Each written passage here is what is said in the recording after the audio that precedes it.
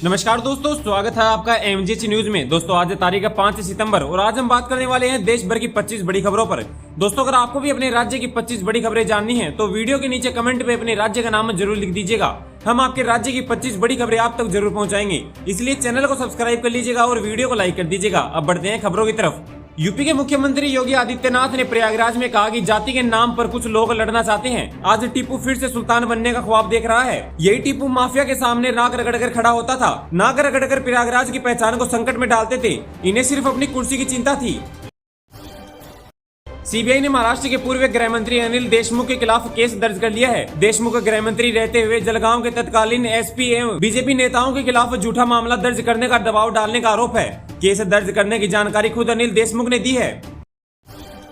प्रधानमंत्री नरेंद्र मोदी का सिंगापुर के एक होटल में भारतीय समुदाय द्वारा स्वागत किया गया। अपनी यात्रा के दौरान प्रधानमंत्री नरेंद्र मोदी सिंगापुर के प्रधानमंत्री लोरेंस वोंग, राष्ट्रपति और सिंगापुर के शीर्ष नेताओं से मुलाकात करेंगे। वे सिंगापुर के व्यवसायियों से भी मिलेंगे। राहुल गांधी ने ट्वीट करके कहा कि वायनाड में हमारे भाई बहनों ने एक विनाशकारी त्रासदी झेली है और उन्हें इस अकल्पनीय नुकसान से उबरने के लिए हमारे समर्थन की आवश्यकता है। मैंने प्रभावित लोगों के लिए राहत और पुनर्वास प्रयासों में सहायता के लिए अपने पूरे महीना का वेतन दान कर दिया है। दिल्ली की राउज एवेन्यू कोर्ट ने ओल्ड राजेंद्र नगर के कोचिंग सेंटर के बेसमेंट में पानी भरने से 3 छात्रों की मौत के मामले में 6 आरोपियों को 14 दिन की न्यायिक हिरासत में भेजा है। अभिनेत्री कंगना रनौत की फिल्म इमरजेंसी की रिलीज होते ही सेंसर सर्टिफिकेट की मांग करते हुए बॉम्बे हाईकोर्ट का दरवाजा खटखटाया गया है। बॉम्बे हाईकोर्ट में एक याचिका दायर की गई है जिसमें दावा किया गया है कि सेंसर बोर्ड ने मनमाने ढंग से और अवैध रूप से फिल्म का सेंसर सर्टिफिकेट रोक दिया गया था। केंद्रीय मंत्री गिरिराज सिंह ने कहा कि बिहार में जाति जनगणना पहले ही हो चुकी है। कांग्रेस सांसद राहुल गांधी को कर्नाटक में जाति जनगणना करानी चाहिए और उसे सार्वजनिक करना चाहिए। राहुल गांधी कर्नाटक में जाति गणना कराएं। लोकसभा में विपक्ष के नेता राहुल गांधी नेशनल कॉन्फ्रेंस कांग्रेस गठबंधन के उम्मीदवारों के पक्ष में प्रचार करने के लिए उभरे हैं।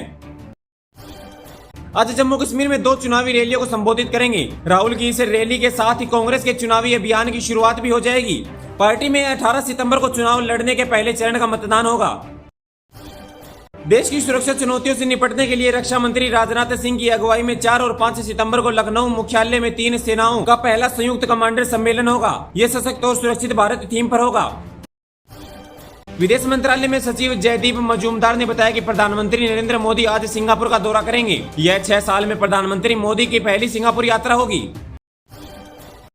भारत के लिए मेंस जेवलिन थ्रो F46 में अजीत सिंह ने सिल्वर तो सुंदर सिंह गुर्जर ने ब्रॉन्ज मेडल जीता है। खेल के 6वें दिन भारत ने हाई जंप और जेवलिन थ्रो के दोनों ही गेम में सिल्वर और ब्रॉन्ज अपने नाम करके इतिहास रच दिया है। इस दिन भारत ने कुल 5 मेडल अपने नाम किए हैं। जम्मू कश्मीर विधानसभा चुनाव से पहले इंजीनियर साइद ने जमानत मांगी है। इस पर पटियाला हाउस कोर्ट आज सुनवाई करेगा। इंजीनियर राशिद गैर कानूनी गतिविधि रोकथाम अधिनियम के तहत दर्ज टेरर फंडिंग मामले में दिल्ली की तिहाड़ जेल में बंद है। संदीप घोष ने एसटी में याचिका दायर करते हुए कहा कि कोलकाता हाईकोर्ट ने उनके खिलाफ कंप्रेशन केस में सीबीआई जांच का आदेश वक्त उनके पक्ष को नहीं सुना। संदीप घोष ने इस मामले के खुद को पक्षधार बनाने की अर्जी हाईकोर्ट में दाखिल की है, जिसे हाईकोर्ट ने खारिज कर दिया था। राष्ट्रवादी कांग्रेस पार्टी के अध्यक्ष शरद पवार ने बलात्कार के खिलाफ पश्चिम बंगाल की विधानसभा द्वारा पारित विधेयक के समान ही महाराष्ट्र में ऐसे विधेयक लाने की वकालत शुरू की गई है। पश्चिम बंगाल की विधानसभा में पारित विधेयक में बलात्कार के दोषियों को मृत्युदंड देने का प्रावधान है। उत्तर प्रदेश के मुख्यमंत्री योगी आदित्यनाथ ने राज्य में समाजवादी पार्टी की सरकार बनने पर बुलडोजर का रुख गोरखपुर की तरफ मोड़ने संबंधित अखिलेश यादव पर पलटवार करते हुए आज कहा कि बुलडोजर पर हर व्यक्ति के हाथ फिट नहीं हो सकते और दंगाइयों के सामने नाक रगड़ने वाले लोग बुलडोजर के सामने पस्त हो जाएंगे। मानसून के एक बार फिर जोर पकड़ने से राजस्थान के कई इलाकों में भारी बारिश हो रही है और बीते 24 घंटे में उदयपुर, भीलवाड़ा व बाड़मेर जिले के कई जगह अति भारी बारिश दर्ज की गई है। मौसम विभाग ने राज्य में अगले कुछ दिनों तक भारी बारिश का दौर जारी रहने का अनुमान लगाया है।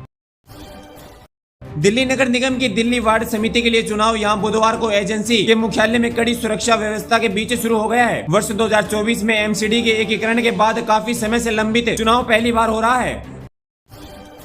प्रधानमंत्री मोदी ने बुधवार को ब्रुनेई के सुल्तान हाजी हसनल बोलकिया से मुलाकात की और व्यापार संबंधों, वाणिज्य साझेदारी तथा लोगों के बीच आदान प्रदान को बढ़ावा देने के लिए उपायों पर चर्चा की। मोदी ब्रुनेई की द्विपक्षीय यात्रा करने वाले पहले भारतीय प्रधानमंत्री हैं। मुंबई के मालड इलाके में बीती रात तेज रफ्तार कार की चपेट में आने से 27 वर्षीय महिला की मृत्यु हो गई है। आरोपी ड्राइवर घायल महिला को अस्पताल में ले गया। जहां डॉक्टर ने उसे मृत घोषित कर दिया। मालड़ पुलिस ने आरोपी के खिलाफ मामला दर्ज कर उसे गिरफ्तार कर लिया है। मध्य प्रदेश के मुख्यमंत्री मोहन यादव के पिता पूनम चंद यादव का लंबी बीमारी के बाद मंगलवार शाम निधन हो गया है। अधिकारियों ने यह जानकारी दी है। अधिकारियों ने बताया कि उनके 3 बेटे और 2 बेटियां हैं। उन्होंने बताया कि मुख्यमंत्री की मां का पहले ही निधन हो चुका है। महाराष्ट्र के मध्य मुंबई के वाडाला ट्रक टर्मिनल इलाके में मंगलवार शाम करीब 10 लोगों के एक समूह में पुरानी रंजिश के चलते 30 वर्षीय एक व्यक्ति की पीटकर हत्या कर दी गई। पुलिस अधिकारी ने बताया कि 2 संदिग्धों को हिरासत में लिया गया है। उन्होंने बताया कि यह घटना प्रतीक्षा नगर के पास अल्मेडा कंपाउंडर में हुई है। राज्यपाल ने दिल्ली के उपराज्यपाल को संसद द्वारा पारित एवं दिल्ली सरकार पर लागू कानून के तहत कोई भी प्राधिकरण, बोर्ड, आयोग या विधेयक निकाय गठित करने की शक्तियां प्रदान की हैं। केंद्रीय गृह मंत्री ने मंगलवार को जारी अधिसूचना में कहा गया है कि दिल्ली के उपराज्यपाल भी इस तरह के प्राधिकरण, बोर्ड, आयोग द्वारा वैधानिक निकायों में सदस्यों की नियुक्ति कर सकते हैं। नई दिल्ली से विशाखापत्तनम जा रहे एयर इंडिया के एक विमान में मंगलवार देर शाम बम होने की खबर मिली, लेकिन विशाखापत्तनम में उतरने के बाद गहन जांच की गई तो खबर झूठी साबित हुई। एक अधिकारी ने यह जानकारी दी है। विशाखापत्तनम हवाई अड्डे के निदेशक एस राजा रेड्डी ने कहा कि पुलिस को फोन करके किसी ने विमान में बम रखने की जानकारी दी थी। यूपी के मुख्यमंत्री योगी आदित्यनाथ ने राष्ट्रीय पोषण माह के तहत कार्यक्रम में हिस्सा लिया। उन्होंने कहा कि आने वाले समय में आपकी आराधना करेगा। अगर आप इन बच्चों को इस अभियान के साथ जोड़कर पीएम के विजन के अनुरूप अपने कार्यक्रमों को आगे बढ़ाते हैं तो इसका लक्ष्य पूरा हो जाएगा। दोस्तों, आपको यह खबरें कैसी लगी हमें कमेंट सेक्शन में कमेंट करके जरूर बताइएगा। अगर आपको वीडियो थोड़ी सी अच्छी लगी हो तो वीडियो को लाइक करके चैनल को सब्सक्राइब कर लीजिएगा। मिलते हैं अगले वीडियो में। धन्यवाद।